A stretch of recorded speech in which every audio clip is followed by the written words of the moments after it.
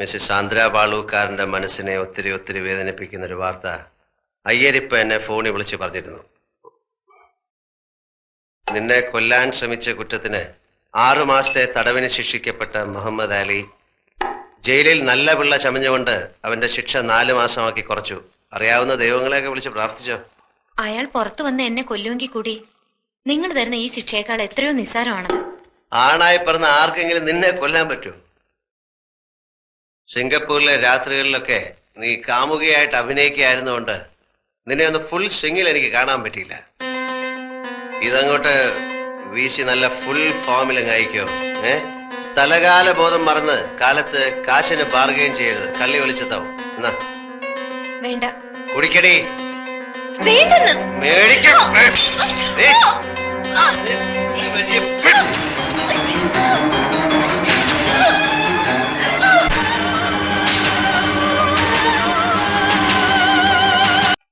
അമ്മച്ചയും പെങ്ങന്മാരെയും കയ്യിലെടുത്ത് എന്ന് ഇവിടെ കൂടാൻ തീരുമാനിച്ചല്ലേ?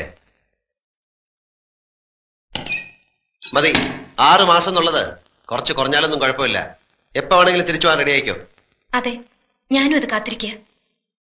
പാവപ്പെട്ട കന്യാസ്ത്രീയെയും അമ്മച്ചിയെയും എന്തെല്ലാം പറഞ്ഞു വഞ്ചിക്കുന്നു. ഈ പാവത്തിനൊക്കെ എന്നോട് പൊറുക്കണേന്ന് മാത്രമാ ഓരോ ദിവസവും ഞാൻ ദൈവത്തോട് പ്രാർത്ഥിക്കുന്നത്.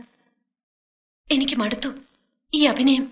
അത് പല മുറികളിൽ പലരോടത്ത് അന്തി ഉറങ്ങിയിട്ടുള്ള നിനക്ക് ഒരുത്തനോടത്തുള്ള 2-3 മാസത്തെ ജീവിതം അറുപൂറായിട്ട് തോന്നും. അത് നിന്റെ വർഗത്തിൽപ്പെട്ടവളമാർക്ക് ആദ്യം തോന്നുക. സാരമാക്കണ്ട. ഈ ബുദ്ധിയും സ്മാർട്ട്നെസ്സും ഒക്കെ അന്ന് പള്ളി ശവക്കോട്ടയ്ക്ക് മുന്നിൽ കാണിച്ചിരുന്നെങ്കിൽ അപ്പന്റെ കുഴിമാടം ഇന്ന് തെമ്മാടി പറമ്പിൽ കാട് കയറി കിടക്കില്ല.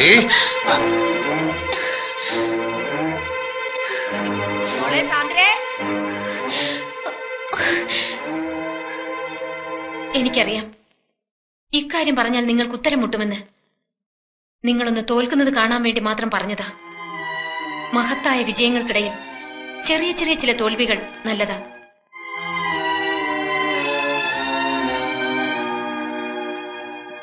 മറ്റു ചില സത്യങ്ങൾ കൂടി പറഞ്ഞാൽ സണ്ണിച്ചൻ ഒരിക്കലും ജയിക്കാൻ കഴിയാത്ത പോലെ തോൽക്കും. പറയട്ടോ? സാധാരണ ഇത്തരം കാര്യങ്ങൾ പറയുമ്പോ സന്തോഷം കൊണ്ട് ഭാര്യ എടുത്തു പൊക്കുകയും ഉമ്മ വയ്ക്കുകയൊക്കെയാണ് പതിവ്.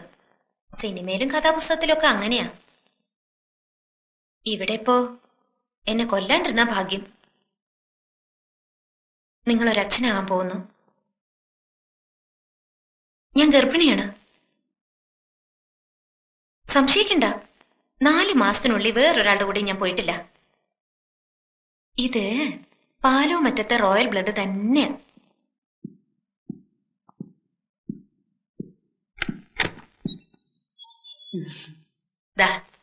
ദേ മോളെ, ഇനി പടികൾ കയറുന്നതും ഇറങ്ങുന്നതും ഒക്കെ സൂക്ഷിച്ചു വേണം.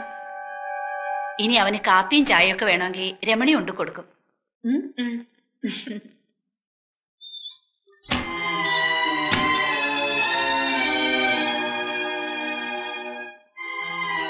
നിങ്ങൾ നോക്കി ഭയപ്പെടുത്തണ്ട.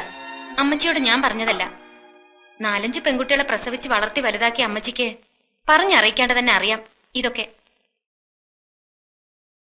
എന്തിനുള്ള പുറപ്പാടാ നീ?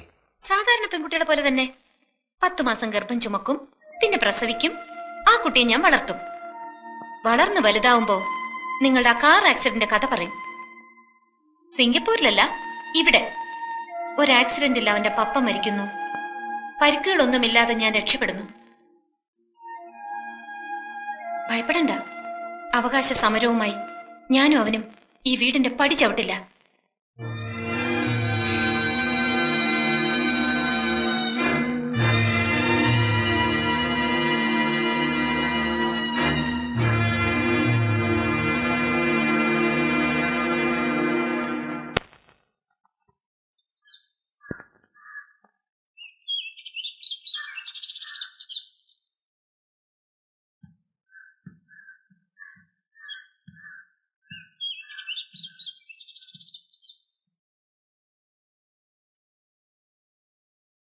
സണ്ണിച്ച, നീ ഉച്ച കഴിഞ്ഞ് വല്ലയിടത്തും പോകുന്നുണ്ടോ? സാന്ദ്രമോളെ ആ സുഷമ ഡോക്ടറെ കൊണ്ടൊന്ന് കാണിക്കണം. അവിടെ മതി. പാലായ്ക്ക് കൊണ്ടുപോയാ പിന്നീടുള്ള പോക്കുവരെ ബുദ്ധിമുട്ടാവും. ഇനി എല്ലാ മാസവും പോണോല്ലോ. മോളോട് ഒരുങ്ങിക്കൊള്ളാൻ പറ. നീയും കൂടി വരുന്നെങ്കി വാ. ഞങ്ങൾ പൊയ്ക്കോളാം. അമ്മച്ചി വരണ്ട, എനിക്ക് ടൗണിൽ പോയിട്ട് കുറച്ച് കാര്യങ്ങളുണ്ട്. ഉഹും.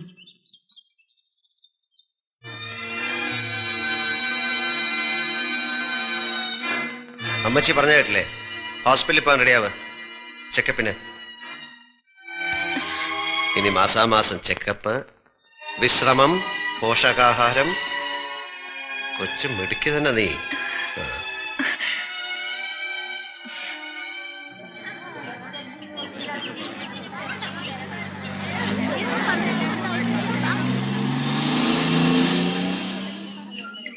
അല്ല ഡോക്ടർ, കുറച്ചുകൂടെ കഴിഞ്ഞു മതി എന്നാണ് ഞങ്ങളുടെ തീരുമാനം.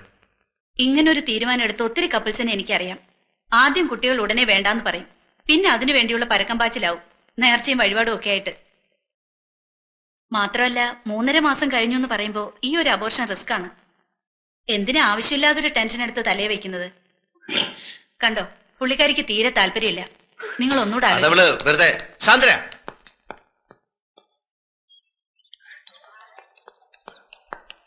സാന്ദ്ര, ആദ്യമേ എനിക്ക് തോന്നി ഇതിലെന്തോ ചതിയുണ്ടെന്ന്. ഞാൻ മരിച്ചാൽ ഇത് നശിപ്പിക്കാൻ സമ്മതിക്കില്ല. ഇക്കാര്യത്തിന് മത്സരിച്ച് ഈ തേവിടിച്ച് പെണ്ണിനോട് തോൽക്കാൻ നിൽക്കണ്ട.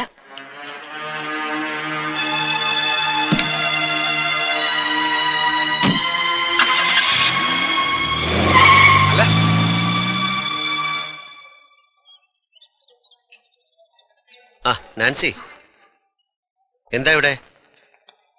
എന്ത് പറ്റിയത്? പടിയിറങ്ങിയപ്പോ അല്ല വാതിലിൽ തട്ടി വീണതാ. അതൊന്നുമല്ല. എന്താ ഉണ്ടായത്? സത്യം പറ.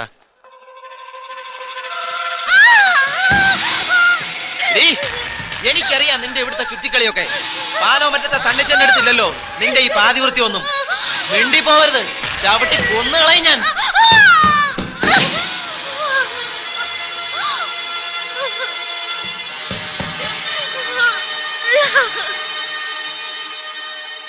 പോള ചെയ്തെന്ന് പറഞ്ഞില്ലേ? പൊളച്ചും വീട്ടിലില്ല, വേളാങ്കണ്ണിക്ക് പോയിരിക്കുക. അന്ന് സണ്ണിച്ചായന്റെ കല്യാണത്തിന് കൊയറ് പാടാൻ വന്നപ്പോ മുതൽ ഒന്നും അറിയാത്ത എന്നെ സണ്ണിച്ചായനും ചേർത്ത് ഓരോന്നൊക്കെ പറഞ്ഞുണ്ടാക്കും. അത് പറഞ്ഞ് പേടിപ്പിച്ച്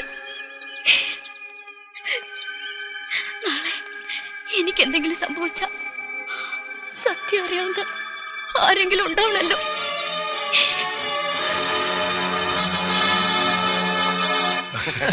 അത് ശരി, 1 ലക്ഷം മതി. പക്ഷെ വേറൊരു കാര്യമുണ്ട്, പറയാം. ടോമിയോട് പേഴ്സണലായിട്ടൊരു കാര്യം സംസാരിക്കാനുണ്ട്. പ്ലീസ് ഒന്ന് വന്നേ. കം.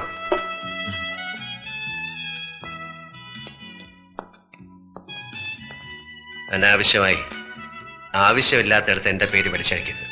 മനസ്സിലാവുന്നില്ലേ? തൊട്ടിത്തരം കാണിക്കുന്നതിലും ഒരു മാനേഴ്സും പ്രിൻസിപ്പലും ഒക്കെ വേണം. അറ്റ്ലീസ്റ്റ് വീടിനകത്തെങ്കിലും അമ്മയും പെങ്ങന്മാരെയും തിരിച്ചറിയാനുള്ള വകതിരിവ് അത് വേണം. ആ ബോധം. അതിനി നിന്റെ വീട്ടിൽ പെങ്ങന്മാരൊന്നുമല്ലോ, ഒരുത്തി മടത്തി ചേർന്ന്.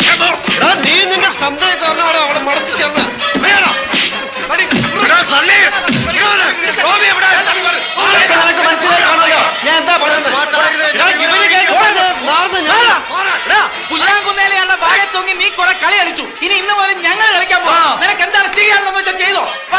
യോമാനെ തൊട്ടാൽ നമ്മുടെ കൈ നാറും. എങ്ങനെയായിരുന്നു എന്റെ പെർഫോമൻസ്? കുറച്ച് നാളായിട്ട് യോമാർക്കിട്ട് ഒരു കൊട്ടു കൊടുക്കണമെന്ന് വിചാരിച്ചിരിക്കുകയായിരുന്നു. യോമാനെ നമുക്ക് ഡീലേ സണ്ണിച്ചാ കാണിച്ചു തരാം.